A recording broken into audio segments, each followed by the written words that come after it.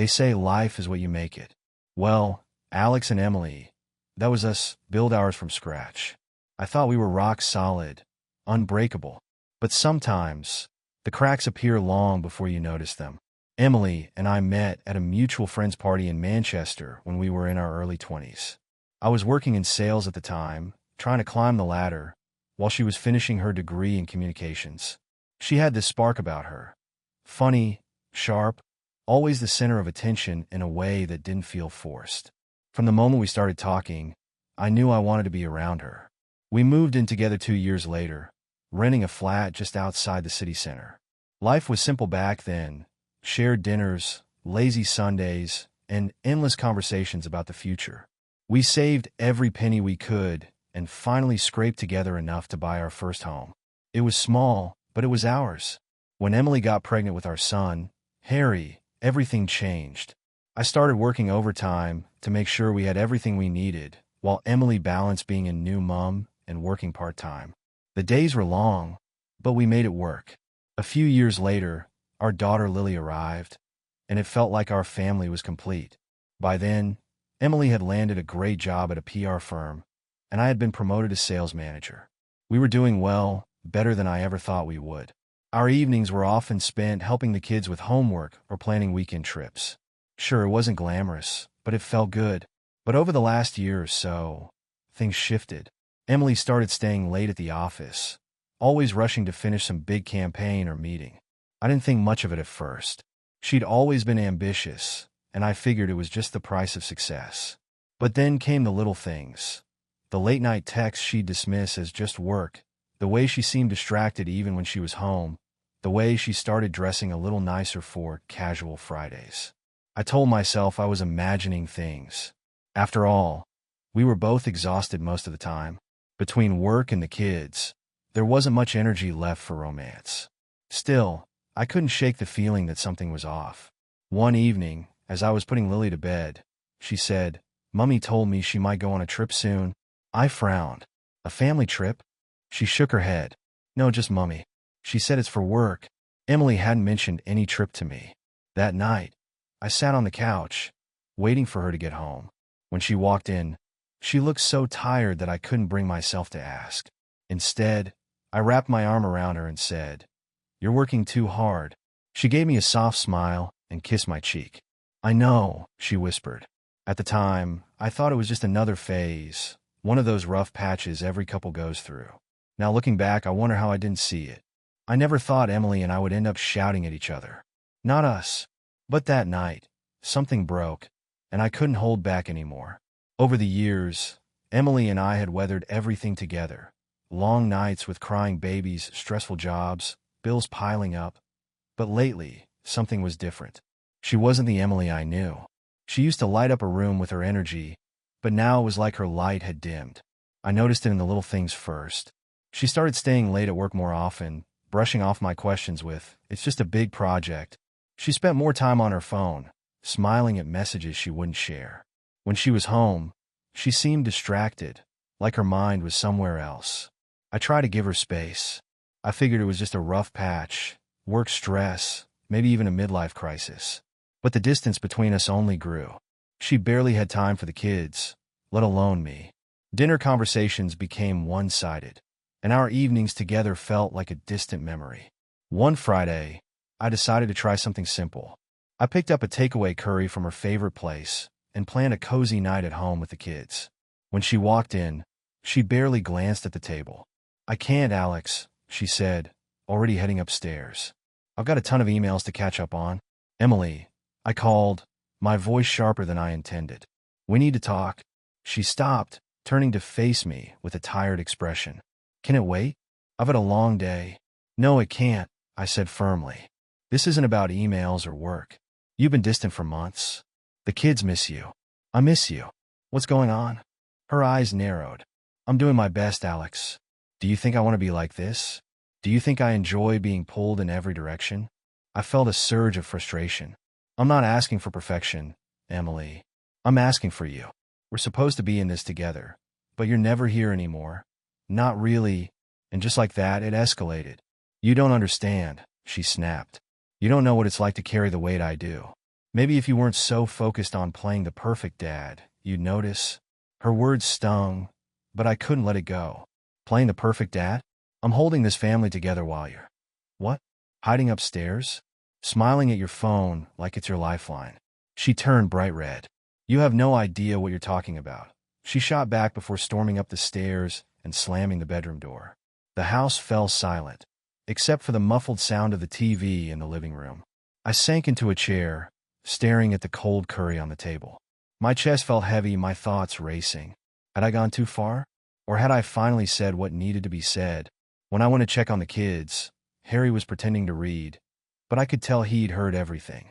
Lily, hugging her blanket, looked up at me with wide eyes. Is Mummy mad? She asked softly. No, love, I said, forcing a smile. She's just tired. But as I left her room, I couldn't shake the sinking feeling that something was slipping away, something I might not be able to get back. I never wanted to snoop, but when I found those receipts, everything I'd been trying to ignore came rushing to the surface. Something was wrong, and I couldn't pretend anymore. The days after the argument with Emily were tense. She avoided me as much as possible, burying herself in work or disappearing into the spare room with her laptop. I tried to act normal for the kids' sake, but the silence between us was deafening.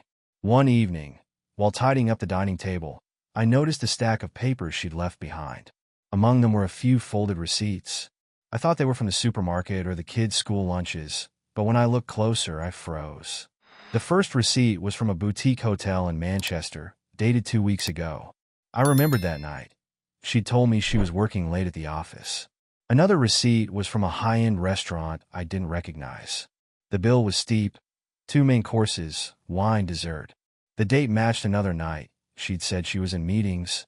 I stared at the receipts, my mind racing. Could there be an innocent explanation? Business dinners, maybe? But the dates, they didn't add up. When Emily came home that evening, I was waiting at the kitchen table, the receipts spread out in front of me. Her face tightened when she saw them. What's this? She asked, trying to sound casual, but her voice wavered. You tell me, I said, trying to keep my voice steady. She hesitated, then said, they're work expenses. Why are you going through my things? Work expenses? I repeated, holding up the restaurant receipt. This looks like more than just work. She sighed, crossing her arms. Alex, this is how business works. Clients expect to be entertained. That's all it is. Do you really think I'd betray you? Betray our family? Her words stung. I wanted to believe her, but something didn't sit right. Her tone was defensive, her explanation too polished. That night, I couldn't sleep. The receipt sat in my drawer like a weight on my chest. I replayed everything. The late nights, the phone she always kept close, the excuses. Was I imagining things, or was there something she wasn't telling me? The next morning, I suggested we spend the weekend together. Just us, I said. It's been a while. Emily hesitated, then shook her head. I can't. I've got too much on my plate right now. Of course, I said, forcing a smile. But inside, I felt the distance between us growing. I'd always thought our marriage was solid, but now I wasn't so sure. And those receipts, they were just the beginning. It's strange how life works sometimes. Running into Liam, after so many years, felt like fate stepping in. At the time, I had no idea just how complicated things would get. I hadn't seen Liam since we were teenagers. He'd been my best mate back then, the kind of friend who always had your back. But after school, he moved to Scotland, and we lost touch. Seeing him sitting in a pub near Piccadilly, nursing a pint, was the last thing I expected. Liam? I said, cautiously approaching him. He looked up, squinting before recognition lit up his face. Alex? Bloody hell, mate. Is that really you? We hugged, laughing at the sheer randomness of the moment, and soon we were catching up like no time had passed. But as the conversation drifted to the present, I noticed the cracks in his cheery facade. Liam had been through a rough patch. He'd recently been laid off, his marriage had fallen apart, and now he was struggling to get by. It's been tough, mate, he admitted, swirling the last bit of his pint. But, I'm managing. Hearing that, an idea began forming in my head. Liam didn't know Emily or anything about my life now.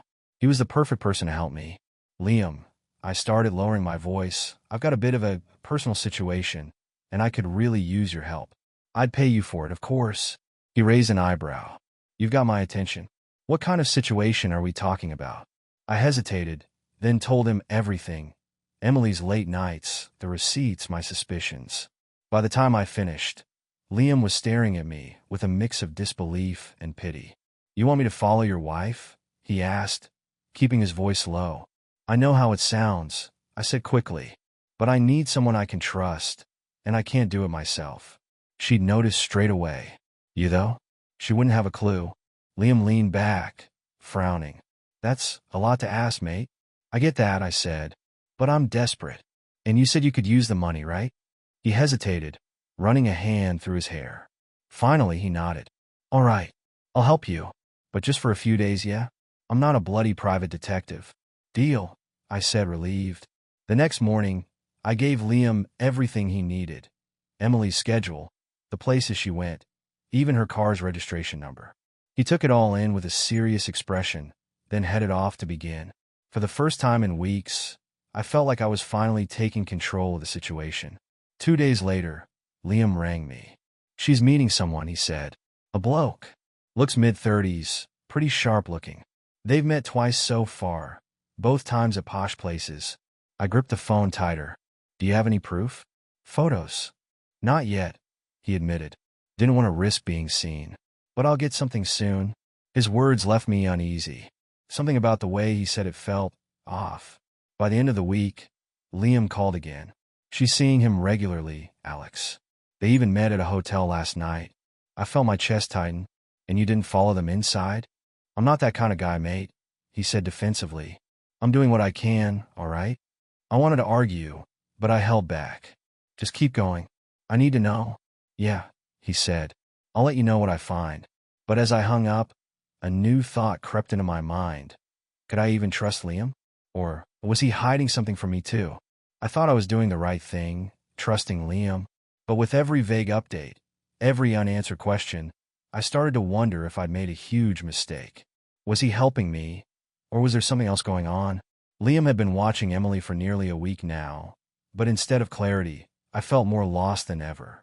His reports were short and inconsistent, leaving more questions than answers. She met the bloke again, he said during one of our calls. Same place, same kind of vibe. They didn't look like colleagues, if you know what I mean. Did you get any photos? I asked, gripping the phone tightly. Nah, couldn't get close enough without being seen, Liam replied. But I'm telling you, Alex, it doesn't look good. It wasn't enough. Words weren't enough. Liam, I need proof. You said you'd give me something concrete. I'm working on it. He snapped, sounding irritated. These things take time, mate. His tone didn't sit right with me, but I let it go, not wanting to push too hard. A couple of days later, Liam suggested we meet in person to discuss things. I drove to the same pub where we'd reconnected, my mind racing with possibilities. When I walked in, Liam was already there, sipping a pint and looking unusually tense. All right, I said, sitting down across from him. What V you got for me? He hesitated, then shrugged.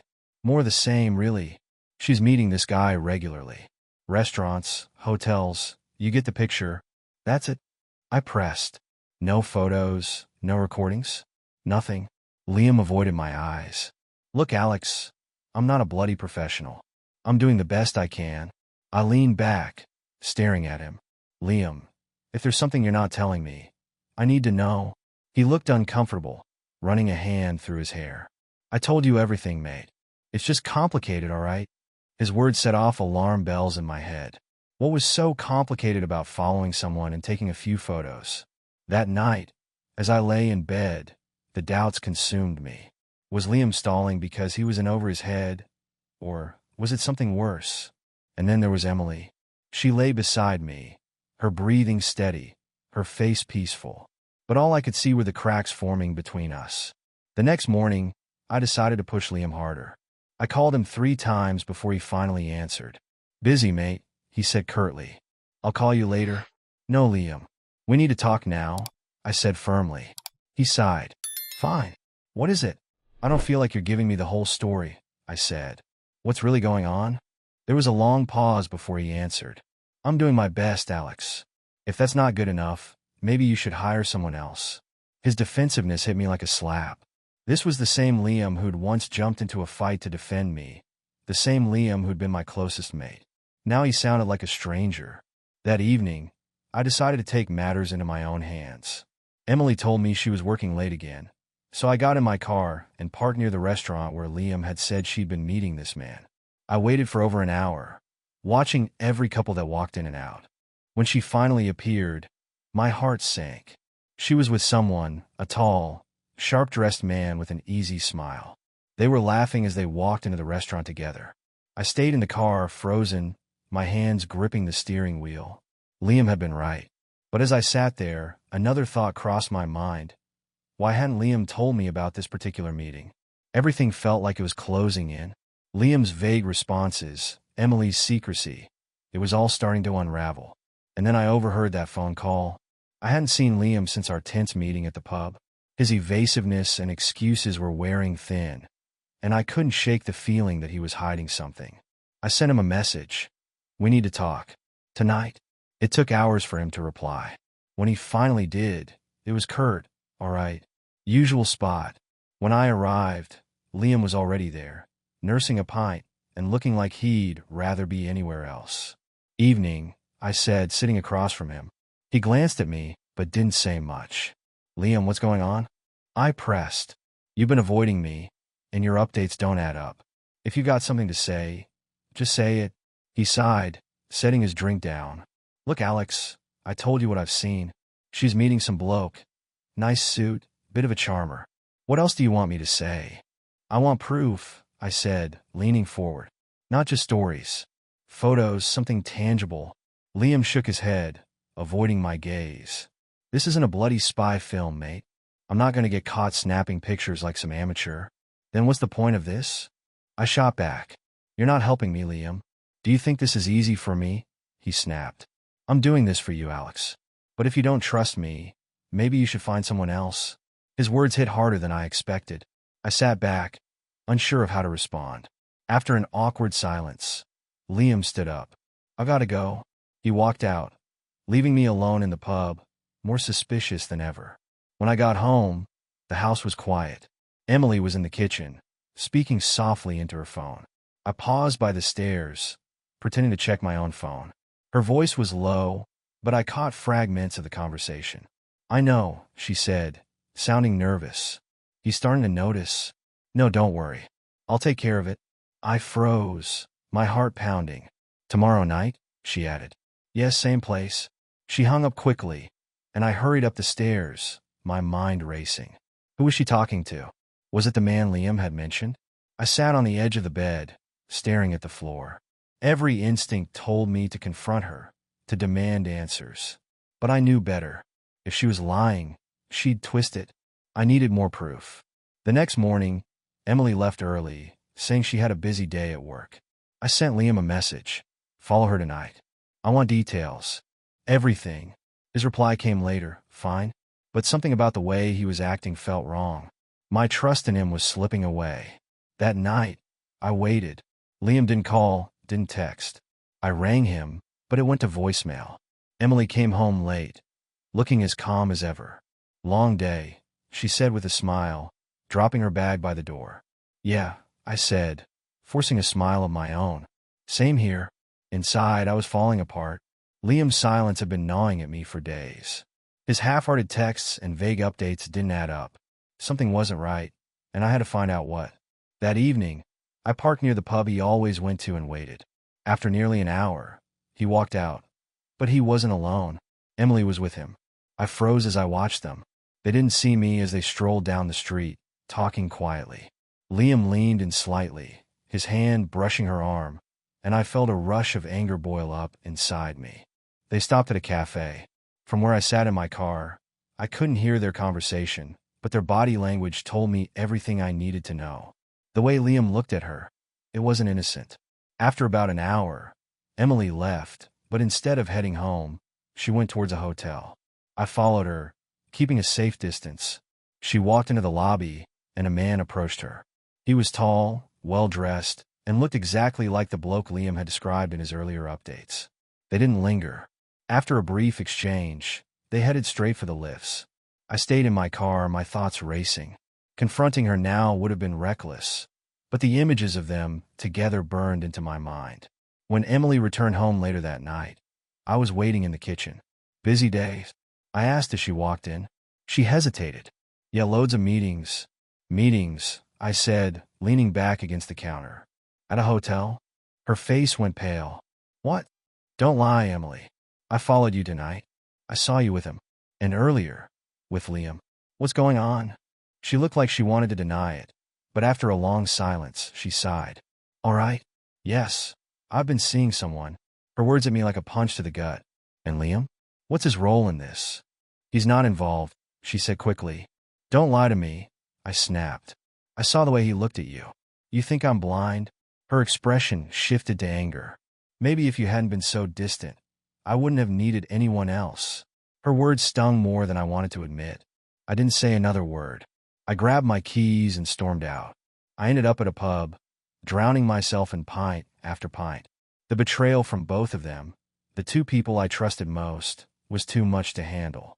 When I finally stumbled to my car, I knew I shouldn't drive. But I didn't care. I needed to get away. The engine roared as I sped down the road.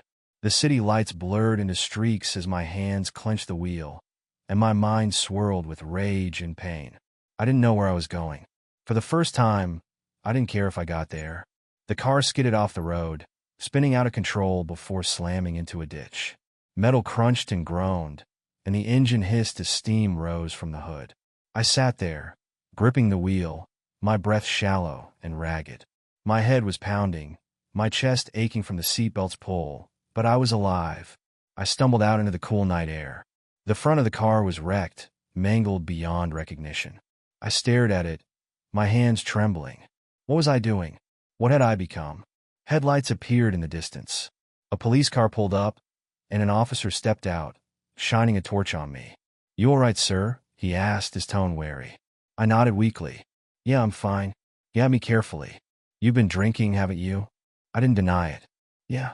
The officer sighed, lowering his torch. Call a tow truck. Get this sorted. You're lucky you didn't kill yourself. Or someone else. Don't let me see you like this again. His words stung more than they should have. He left me there, and I called for a tow. His warning echoed in my mind. Don't push your luck again. When I got home, it was well past 3 a.m. The house was dark and silent. I stood in the bedroom doorway, staring at Emily as she slept.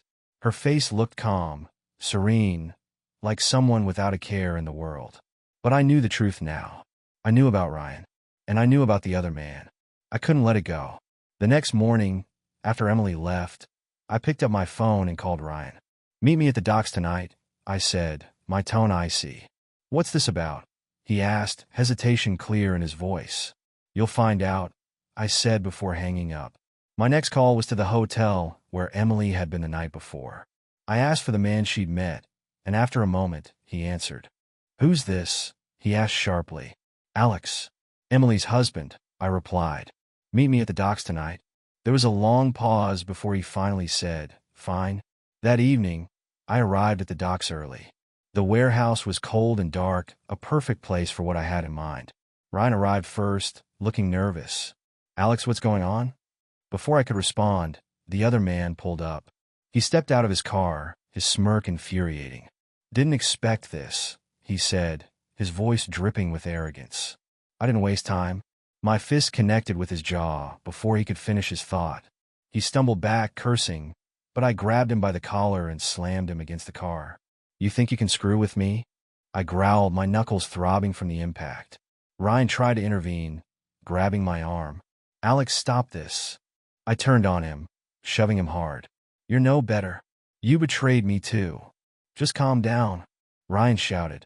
I ignored him, throwing another punch before stepping back, my chest heaving. The two of them stood there, bruised and shaken. This isn't over, I said through gritted teeth. Not even close. I walked away, my fists clenched, my anger burning brighter than ever. The silence after the fight was suffocating. My knuckles throbbed, and my mind raced. I'd left Liam and the other man at the docks, bruised and shaken, but instead of feeling victorious, I felt empty.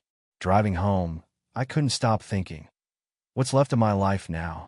When I walked into the house, Emily was sitting in the living room, arms folded, her eyes red and puffy. "You've been gone all night," she said quietly. I closed the door behind me, the weight of the evening pressing on my chest. "We need to talk." She shook her head, avoiding my gaze. "I can't do this now." "You don't have a choice," I snapped, "because I'm done ignoring it. We're talking about this now." She stood, her hands trembling slightly. "What do you want, Alex? An apology? You want me to say I'm sorry?" "No," I said, my voice cold. "I want the truth. I want to know why. Why Liam? Why him? Why any of it?" Her bitter laugh cut through me like a knife. "Why? Because I don't love you anymore. Maybe I never did." Her words hit me harder than any punch I'd thrown that night. "You don't mean that?" "Yes, I do," she said firmly, her voice steady now. "You think you've been perfect? You're cold, distant, always working, never here. I felt alone for years, Alex. Years. So you cheated?" I said, my voice shaking with anger. "You lied to me? You threw away everything we had. I found someone who made me feel alive again," she shot back. "And maybe it was wrong, but don't act like you're innocent in this." I sank into the nearest chair, the weight of her words crushing me. "You could have just left." Her arms folded tightly over her chest, her expression flickering between anger and regret. "Maybe I should have." The silence that followed felt heavier than the fight at the docks. Finally, I stood up. "This is it then," I said quietly. "We're done." She didn't argue. She didn't try to stop me. "I'll be gone tomorrow morning," I said. "You can have the house. I don't want anything from you." Her lips parted as if to say something, but she stopped herself. I walked out of the room without another word. Before I could leave for good, there was one last thing I needed to do. I called the man Emily had been seeing, arranging to meet him. Surprisingly, he agreed. We met at a cafe the next day. He looked smug, leaning back in his chair as I sat across from him. "I'm not here to fight," I said flatly. His smirk didn't waver. "Then why are you here?" "To tell you one thing," I said. "She's yours. But don't think it means anything. She'll get tired of you, just like she got tired of me. And when she does, you'll see what it's like." His smirk faltered for a moment. "Maybe," he said, regaining his composure. "But for now, I'm the one she wants." I laughed bitterly. "Yeah, for now." I left without another word. That night, I packed a bag, just the essentials. I left my keys on the counter, stepped outside, and closed the door on everything behind me. The cold night air hit me, and for the first time in years, I felt like I could breathe again. The road stretched endlessly ahead, the tires humming against the pavement as I drove away from everything that had defined my life until now. The house, the memories, the betrayal, they were all in the rearview mirror. With each mile, it felt like I was shedding layers of something heavy and suffocating. But the truth was, I didn't have a plan. I didn't know where I was going, only that it had to be somewhere far from here. A couple of hours later, I pulled into a service station on the edge of the city. The neon lights flickered against the dark sky as I stepped out to fill the tank. The air was cold, biting at my skin, but it felt refreshing after everything. While the pump clicked steadily, I pulled out my phone for the first time that day. 2 notifications stared back at me, one from Emily and one from Liam. I opened Emily's message first. "Alex, I don't even know where to start. I've ruined everything. Us, my life, everything. Liam left me. He saw through me, realized who I really am, and he walked out. And the other man? He only wanted my money. He's gone too. I have no one now. Please, Alex. Please come back. I'll change. I'll do anything. Just don't leave me like this." I read it again and again. The words blurred together as I tried to process them. Part of me expected to feel vindicated, triumphant even, but all I felt was emptiness. Her regret didn't undo the damage, and her promises felt hollow. I didn't reply. Liam's message was next. "Alex, I know I'm probably the last person you want to hear from, but I need to say this. I'm sorry. I thought I loved her, but I didn't see what she really was until it was too late. She used me, Alex, just like she used you. And in the process, I destroyed the best friendship I ever had. I don't deserve your forgiveness, but I hope someday you can find peace. You deserve it. His words stung in a way Emily's hadn't. I hated him for what he'd done, but for the first time, I realized I didn't hate him completely. His apology, though late, felt genuine. The pump clicked off, signaling the tank was full. I put the phone away, my hand steady for the first time in what felt like months. Liam was out of my life. Emily was too. And, strangely, I was okay with that. I kept driving. The city lights faded behind me, replaced by open fields and the endless stretch of the motorway. The memories came in waves, unrelenting.